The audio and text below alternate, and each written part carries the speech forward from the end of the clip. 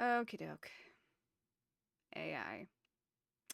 I was gonna make a different video about this, but with the recent release of NanoWriMo's stance on AI, I think it's only fair we talk about that now because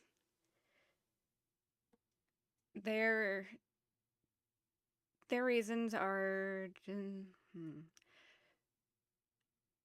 I don't agree with it. Let's say that I don't agree with it. As far as my stance on AI goes, as an author, as an artist, someone who has trained a majority of their life studying art and how to make art, and has taught themselves to make digital art, which is a medium that is heavily impacted by AI, and especially generative AI. I don't fear AI, I fear its abuse. And that's what this is. So, hang on, let me open. Let me open their stance. I've heard plenty of people talk about it. This is my first time fully seeing it. Now, when it comes to things like tools like speech to text, that's perfectly fine. That is a helpful tool. You are still saying the words. You are saying the words that are being put into the document. Things like that are fine. But this is talking about generative AI. It doesn't want to explicitly say that it's talking about generative AI, but that is what is heavily implied. But what really just irks me is a part within the first paragraph. Let's see, where was I? NanoWriMo's mission is to provide the structure, community, and encouragement to help people use their voices, achieve their goals, and build new worlds on and off the page. I would like to remind you that they say use their voices. A generative AI chatbot is not, like ChatGPT is not using your voice. That is typing in a prompt. You have written a prompt. And that has done the rest of the work for you. That has written everything else for you. That it's not using your voice. That is using generative AI to fill in the blanks instead of using your own voice to craft this story off of this prompt. Anyone can write a prompt. Anyone can create a prompt. Most stories start as an idea. But it's up to you to use your voice, your mind, your imagination to expand on that and create a story. What the bot will take from other things that already exist and quite literally pick and choose and place things in to some nonsensical thing he claims to be a story. Someone else could take inspiration from those instead of just directly picking elements that already exist and putting them in. Take inspiration, be like, oh, I want this vibe, I want that vibe, and I can craft something around that. Generative AI doesn't do that. Generative AI steals off of existing work, whether it be art, writing, music, anything. Heck, even video. That is something that we're seeing more of now, and it is improving scarily fast. So let's continue looking at this. You could probably see it in the reflection of my glasses. But I do find it a little ironic in a sense to see their mission saying an encouragement to help people use their voices. Generative AI is not using your voice. That is the voice, if you want to call it, of whatever program you have entered the prompt into. That's not your voice. That's the voice of many stolen voices to create something that's not yours. You know what? The part after this, though, we fulfill our mission by supporting the humans doing the writing. By supporting the humans doing the writing. Just remember that they said that. Oh, there's been an addition. Hang on. There's a whole paragraph in italics. Note, we have edited this post by adding this paragraph to reflect our acknowledgement that there are bad actors in the AI space who are doing harm to writers and who are acting unethically. We want to make that clear. Though we find the categorical. I can't speak. I can't read aloud. This is why I didn't go into voice acting. Though we find the categorical condemnation for AI to be problematic for the reasons stated below, which I don't agree with those reasons, because again, AI is theft, especially AI writing, that is stolen voices. There is a difference between taking inspiration from other works, because I know someone is bound to say, no work is truly original. Everyone takes from everything else. But there's a difference between taking inspiration from things and directly taking things and mashing them together the way that generative AI does. We are troubled by situational abuse of AI, and these certain situational abuses clearly conflict with our values. Yes, they do clearly conflict with your values. We also want to make clear that AI is a large umbrella technology and that the size and complexity of that category, in parentheses, which includes both non-generative and generative AI, among other uses, close parentheses, contributes to our belief that it is simply too big to categorically endorse or not endorse. Keep in mind, categorical and categorically are in bold, and so is situational. I would like to reiterate my stance on AI, that I do not fear AI. I fear its abuse, which, as we have seen in just about every category, every medium, whether it be art, writing, music, a lot of creative fields, animation, video, it's that abuse that was very quickly taken full advantage of by people who now claim to be musicians, artists, writers, everything, because they entered a prompt and claimed to have made that thing, even though I would also like to remind people that it has been stated in the past that AI created works cannot be copyrighted because of how it's sourced. Quick reminder that that is a thing. But let's move on to the rest of the stance. We believe that to categorically, they really like the word categorical, don't they? We believe that to categorically condemn AI would be to ignore classist and ableist issues surrounding the use of the technology, and that questions around the use of AI tied to questions around privilege. I don't necessarily agree with that. Yes, I have seen posts from much smaller creators in different spaces saying that they've used AI for certain things because they couldn't afford to either find someone to make cover art or edit or do other things.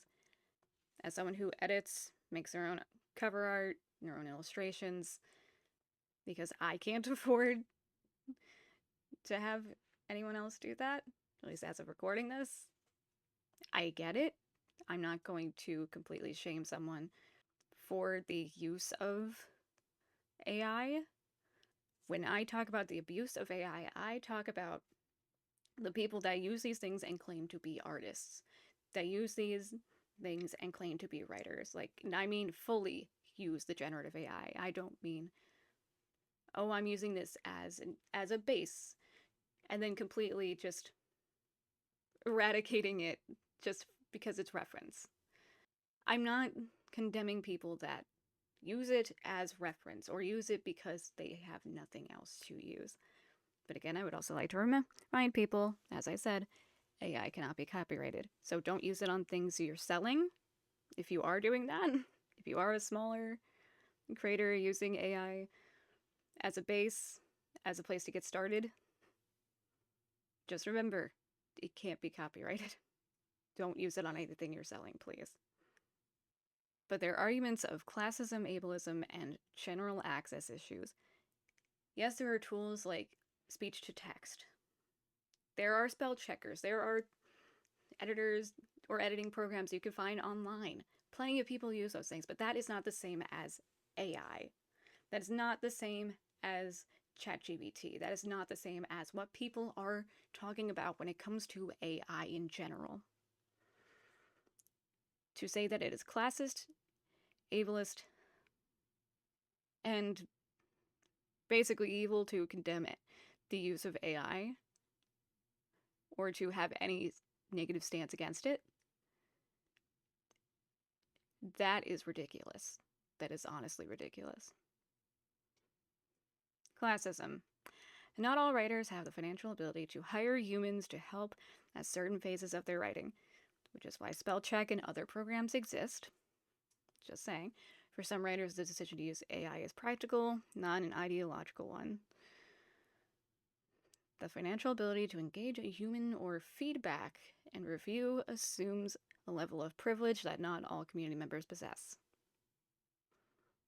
I have already said my piece on this. There are programs that exist, tools that you can find online, apps. Heck, there are also groups you could probably find online, workshops, things you don't need to pay for to help with editing, to help with reviews, to help work on these things that don't require the use of AI. Okay, next bullet, ableism. Not all brains have the same abilities, and not all writers function at the same level of education or proficiency in the language in which they are writing. Some brains and ability levels require outside help or accommodations to achieve certain goals. Again, this is where things like speech to text come in handy. Not ChatGPT, not generative AI. The notion that all writers should be able to perform certain functions independently or as a position that we disagree with wholeheartedly. I feel like that or is the notion that all writers should be able to perform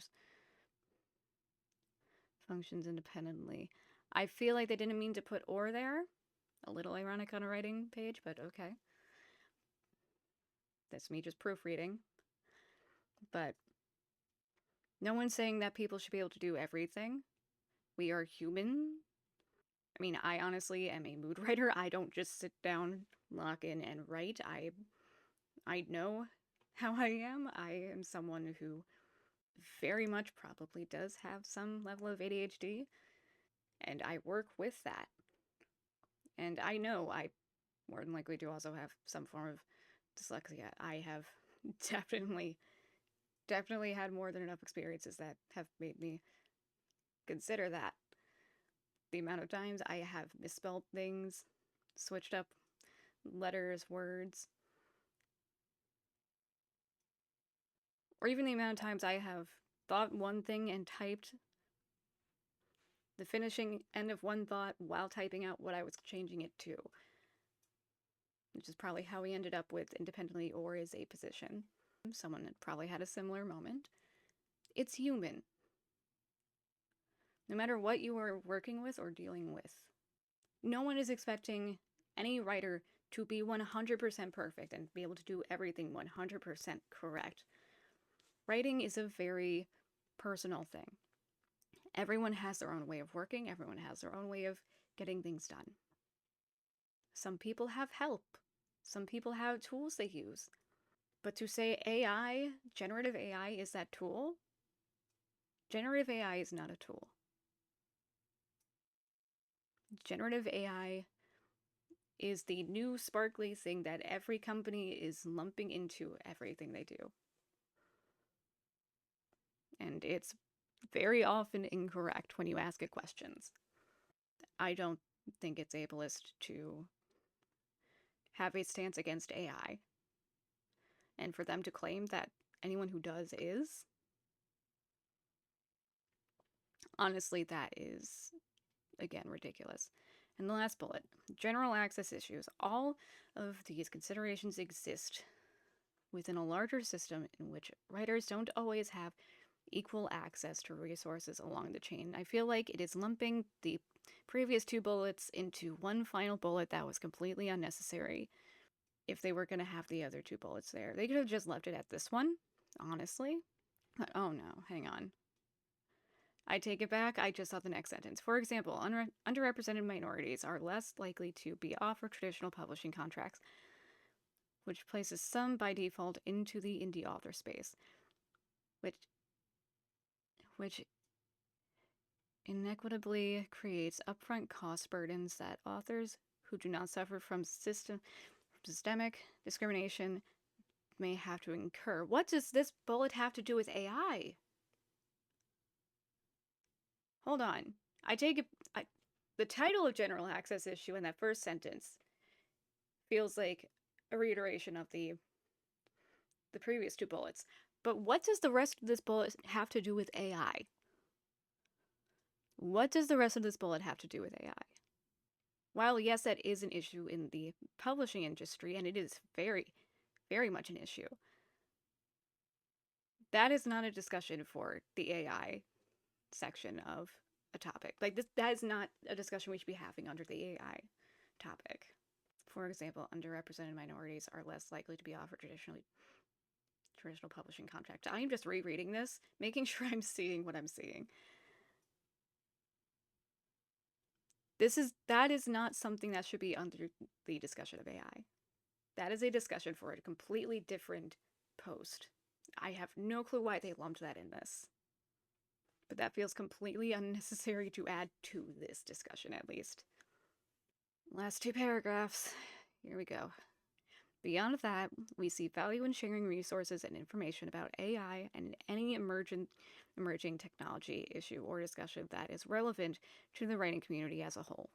It's healthy for writers to be curious about what's new and forthcoming and what might impact their career space or their pursuit of the craft.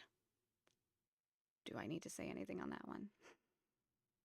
Our events with the connection to AI have been extremely well attended. Further proof that this programming is serving NanoWriMo's who want to know more. For all of those reasons, we absolutely do not condemn AI, and we recognize and respect writers who believe that AI tools are right for them. We recognize that some members of our community stand staunchly against AI for themselves, and that's perfectly fine.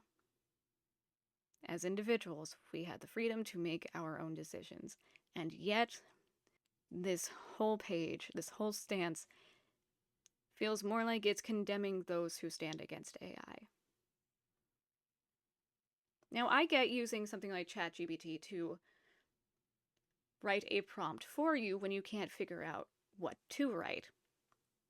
That I get. That's like using a random generator, like a random creature generator or something, to be like, okay, random prompt generators have been around for years. That's nothing new. People compile lists, and it generates off those lists. That's perfectly normal. Every writer has done that to some extent, even before AI was a thing. But for generative AI to be fully writing for you, that is not... It's not cool. It's not cool. I stand by what I say when I say I don't fear AI, I fear its abuse. And in a lot of just different mediums, it has been abused. And it's the people using these generators, using the generative AI models like ChatGPT, or any of the art ones, or music ones, or video ones, and claiming that they are the artist, or the writer, or the musician. It's the people doing that have pretty much made it to the point where if AI did have a chance to be potentially turned into a tool prior to how it was sourced and how it's been used, if there was any chance of that, that has been long gone. And I personally feel like NanoWriMo's stance, and especially how they ended it, goes against their own message. They are not supporting human voices. Nothing about generative AI is human. It's artificial. It's part of the name AI, artificial. It's not human. And the thing about the arts, whether we're talking about writing or drawing or any of that, is that it is human. It's human expression. Artificial intelligence could never replicate that. And that's where I'm going to leave this video.